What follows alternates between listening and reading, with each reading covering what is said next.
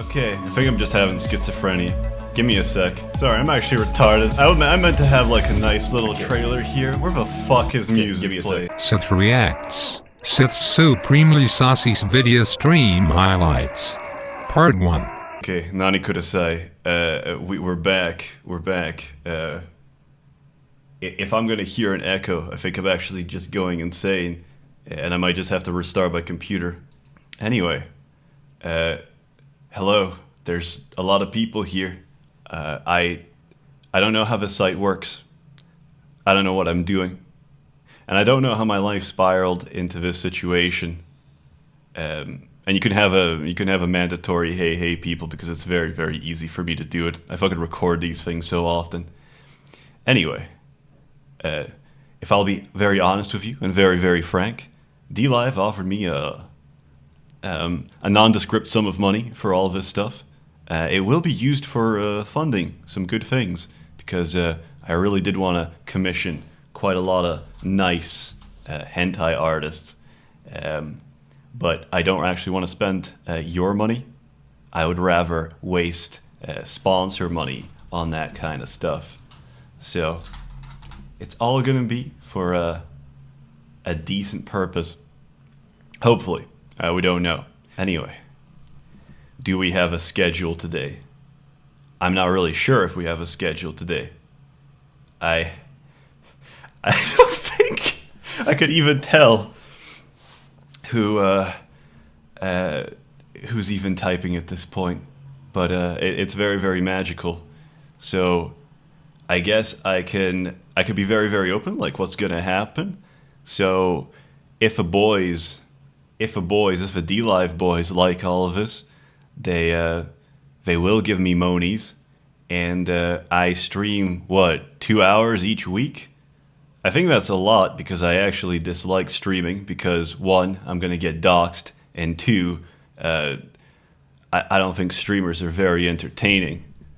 I think it's more like very average people who. I mean, I'm just searching this. This is not like actually related or anything. It's not that entertaining content, and I try and make my content very dense. So my proposal is that, it'll be a 2-hour stream every week for as long as they want to keep giving me this very dubious money that I have no idea where it's coming from. However, I'm going to make sure that it's kind of jam-packed with content, and it should be okay. Now, in case we kind of burned out of anything to fucking do, I did kind of prepare a little bit of material. By the way, I have not set up all this thing for donations and so on. I don't actually know when donations come. I don't even know what a lino point is. I don't know how much a lino point is worth, but it's worth a lot less, I think, than Ethereum. Oh, Ethereum's actually doing poorly. It's doing very well. It was great, actually. I knew a guy who actually invested into Ethereum when it was actually hitting about 700. And he told me at that time it can only go up. And here we are. But if you boys want some video, I have got chat on like the other side here. So we could actually try some video. Actually, wait, let me try an experiment with images. Give me a sec.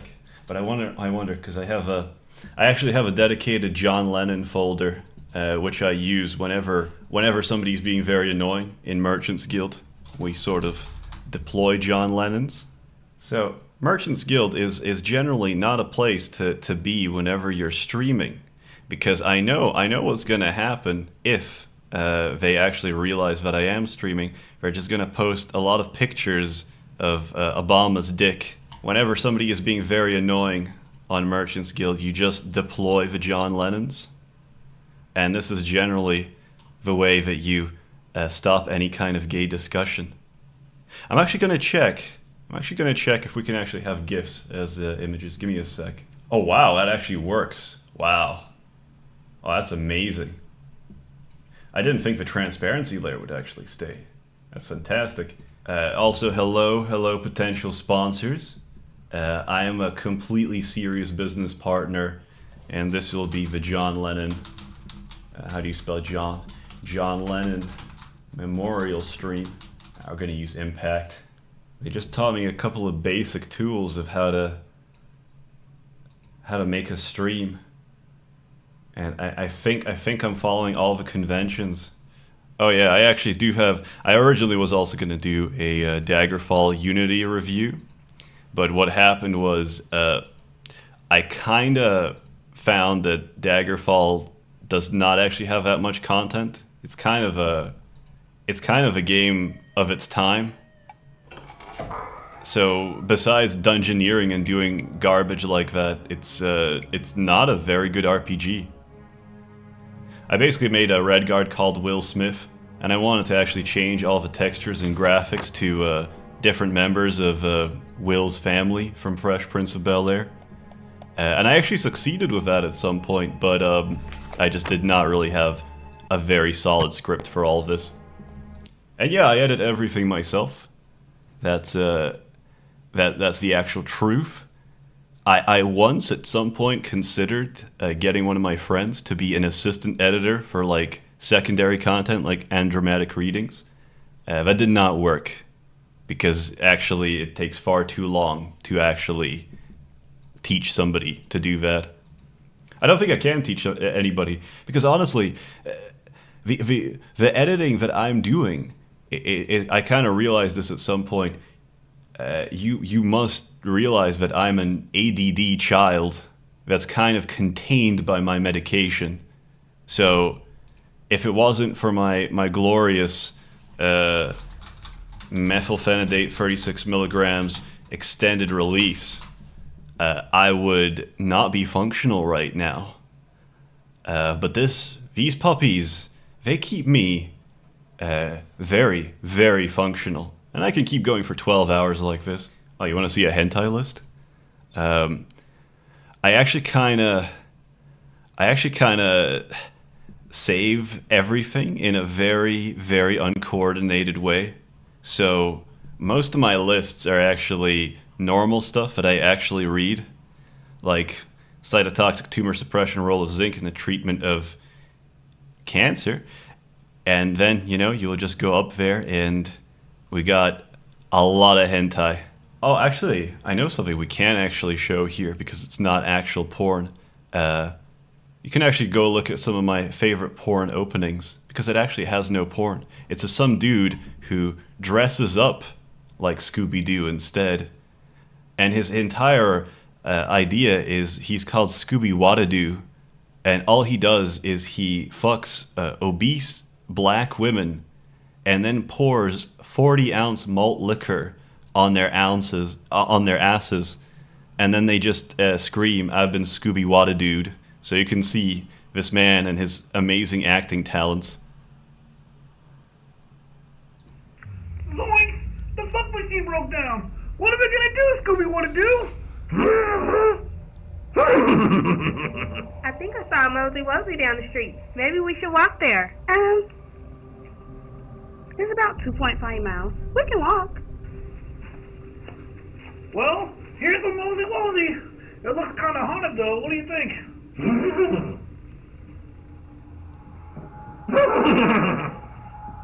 Sorry, there's going to be some ear rape coming up because they didn't master audio here. Let's get out of here. Hello! Hello! Hello? Hello?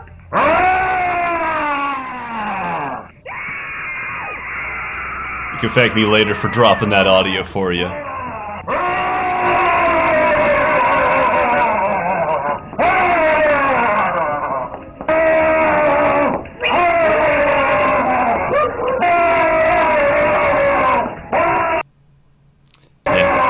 Yeah. That's honestly one of my favorite porn openings. Where's Fred? I didn't actually think about Fred. I think we kind of forgot. I wonder if I could actually look this guy online. Scooby wanted. Oh no. Well, yeah, he does show up, but I think it might be inappropriate for the stream. Anyway. Oh yeah, by the way, I will do a Fallout New Vegas review sometime. I had a lot of people ask for a Fallout 1 and 2 review, but if I am entirely honest with you people, I've played Fallout 1 and 2 so much that I hate that game. Oh yeah, I might actually review Jagged Alliance 2 sometime. That's a nice game. I actually only played it later in life. You could actually, if you would like to see, how bad the situation is, because I actually do put in every game that you guys suggest. So this is the list. This is the actual list of stuff to be reviewed. And I can tell you, if we're looking by pure lines, like assume that there's a line break between everything. We've got about 530 entries. I will be dead before I actually finish the list as it is right now. Also, Wizardry 8 will actually get reviewed. And I can't tell you when Lobotomy Corp would actually come. But yeah, there's a couple of games that actually a lot of people missed. I think I will cover Brigador. I think Synthetic should be up there in that list as well. Show us the hentai game. Wait, whoa, wait, what was that? Oh, no. You shouldn't see that.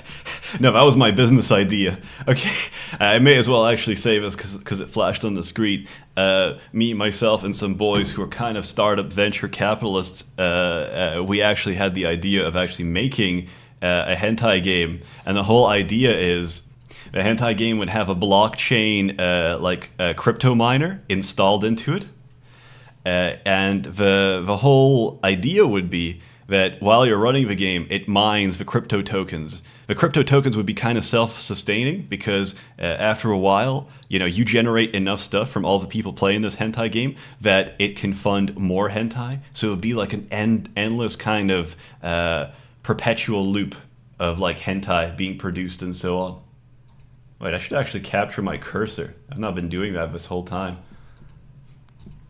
Anyway, if somebody wants to steal that idea, you are absolutely free to do so, because there's a lot of money to go around. Also, Sengoku Ran's review should come a bit sooner.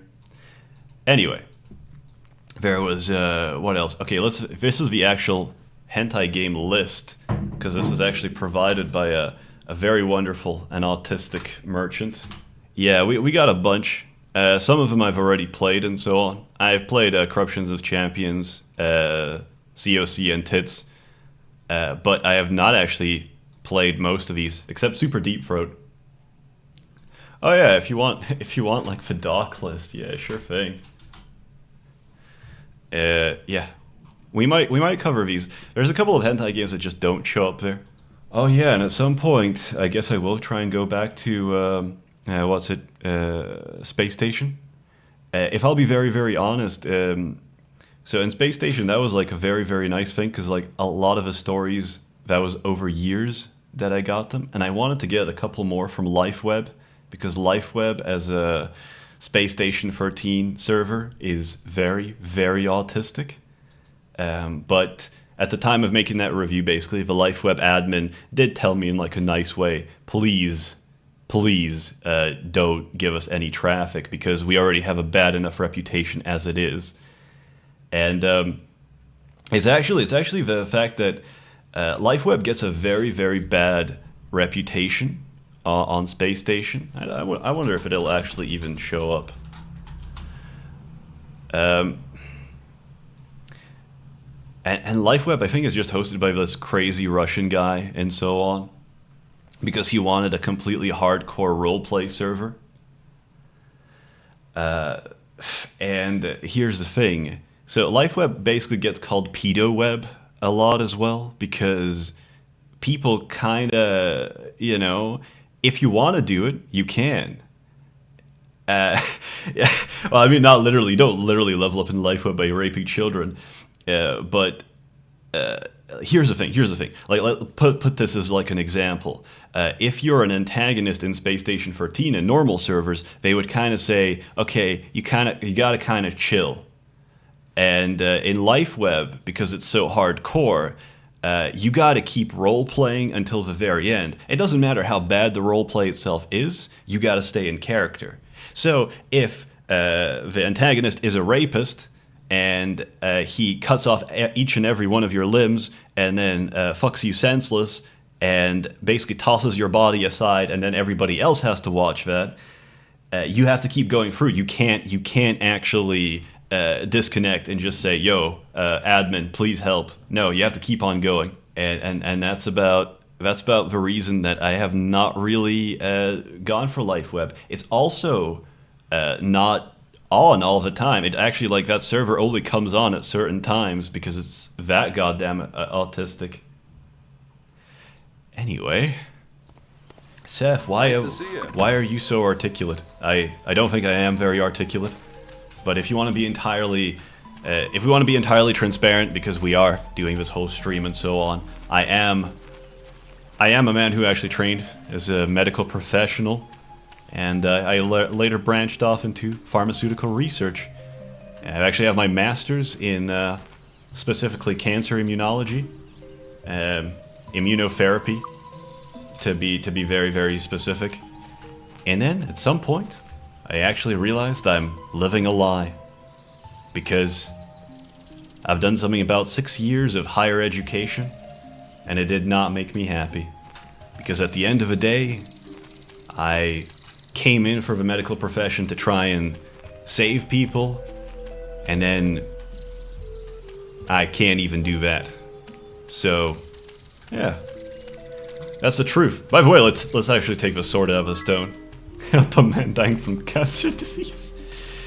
No, it's a fun story. Honestly, I use a lot of it to sort of get through life as well. To be honest, I can actually tell you, like, if you want this to be like less edgy and less generalized and so on, the fact is, when you become a corporate man, everything sort of changes in that regard. You're told that you can do whatever you like, you can actually make an impact in the world, and then, when you get into actual companies, we've got a very long pipeline of actually delivering any kind of medication to the public.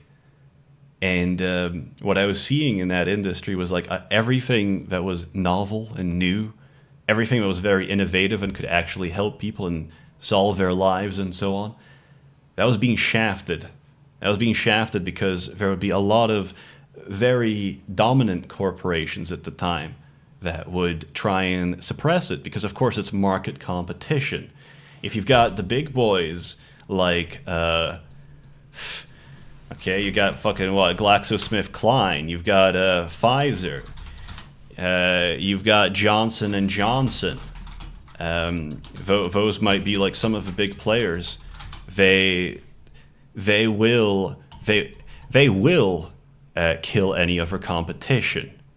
Also, GlaxoSmithKline is already fucking bought out and shit like that. If you're not part of these big brands, good luck. Good luck actually getting a medication to the market, because I'll tell you, everybody does these little fundraisers, and it's very, very cute and all. They raise money for cancer and so on. And they say like something big like, "Oh, great, we raised $1 million for some random cancer research which is not focused." Do you know how expensive it is to actually get a drug to the market?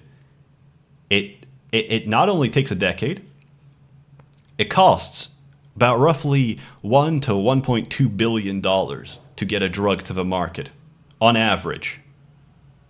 So good luck being a small company and actually getting all of that shit working and across. Because actually at the end of the day, some of the therapies that are very, very good, they're not expensive. And despite what a lot of people think, you're not actually fucked if you're in, let's say, stage 3-4 metastasis and so on.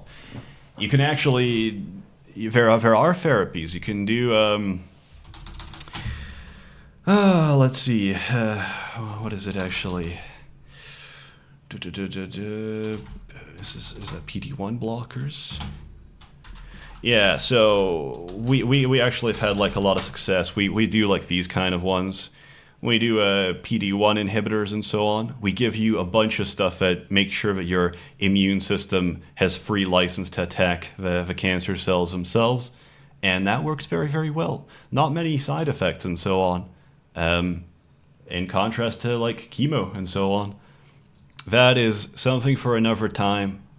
I just want you to know that there are always options if you are actually diagnosed with cancer and if it's not at an early stage. And you should look into immunotherapy. There's a lot of very great guys out there. If you have to, though, you would probably have to travel for that. I think Cork has like a very good medical center that this is in Ireland, Dublin. Well, not in Dublin, just down in Ireland.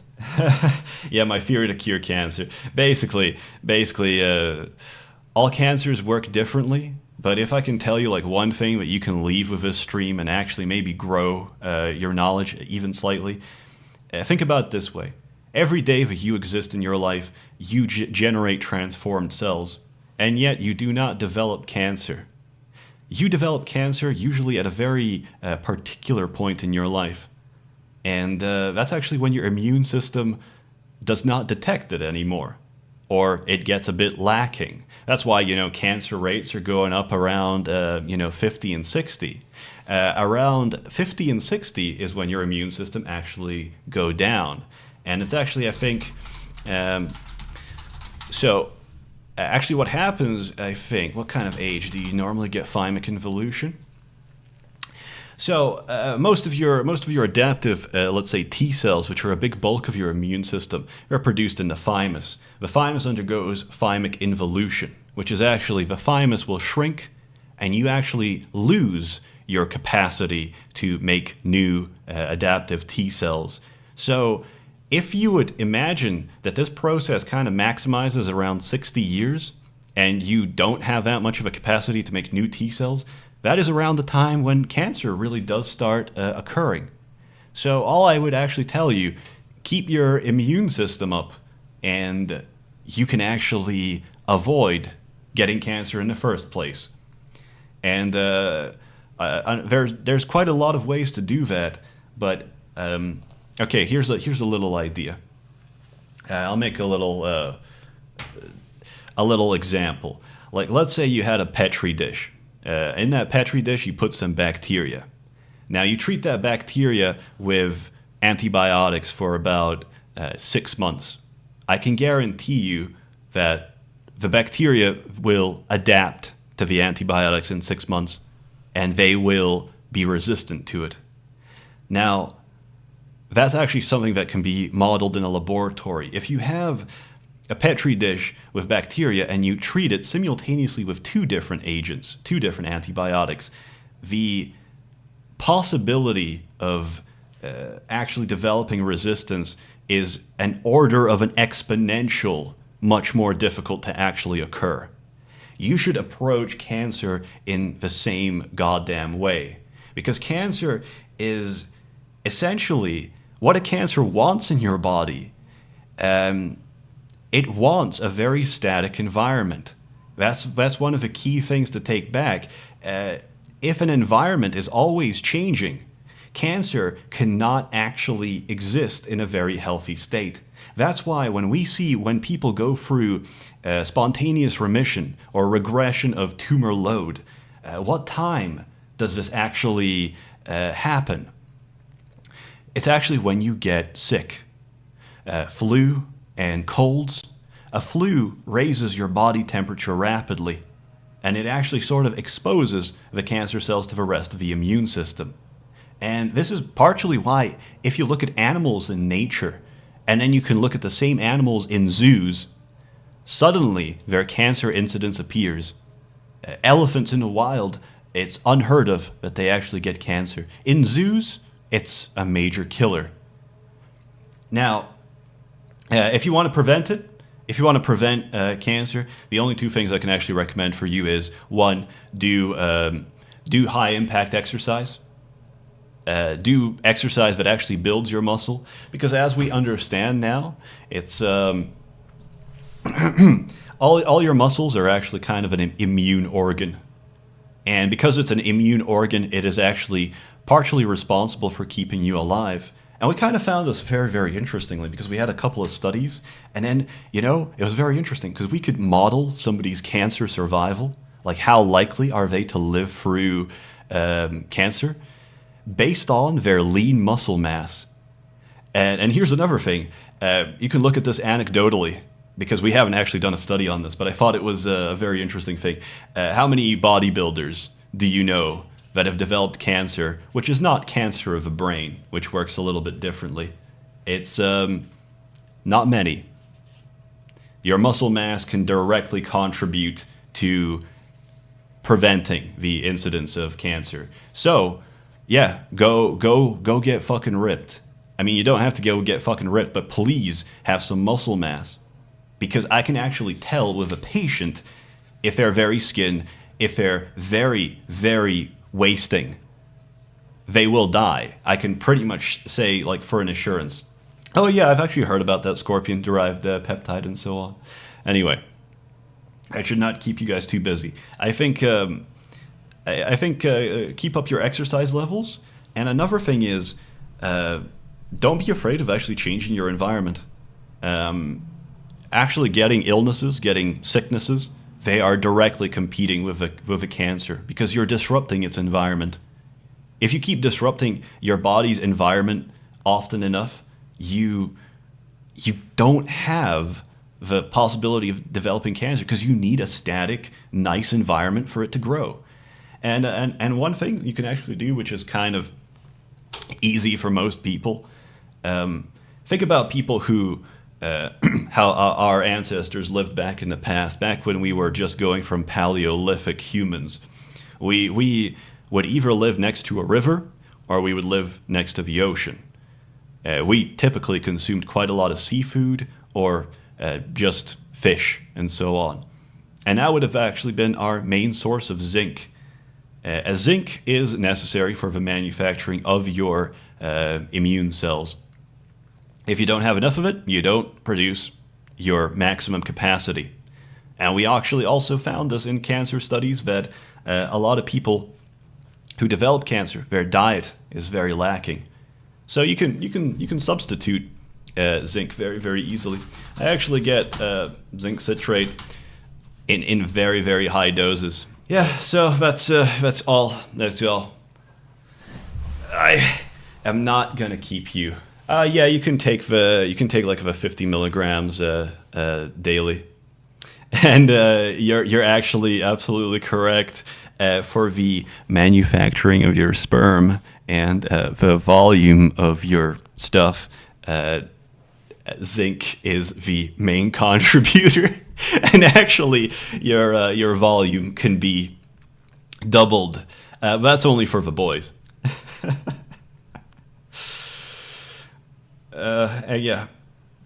Yeah, why isn't zinc a sponsor? I literally attack like a lot of problems that people have with goddamn zinc because they're always deficient. I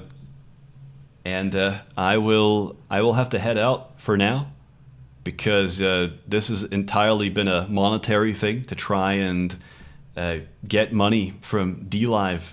But we are going to actually spend it for good purposes. Because, ever since the God Hand video, I've not really funded hentai because a lot of sponsors have just not paid me. I'm hoping to get DLive as our daddy that can sponsor a lot more hentai. And then hopefully I can kind of make up for the drought. Anyway, you boys, please take care. Have a good one. Be well to yourselves and everyone else. And I don't know. Just live a good life in accordance to your morals and so on. So take care. Tatra.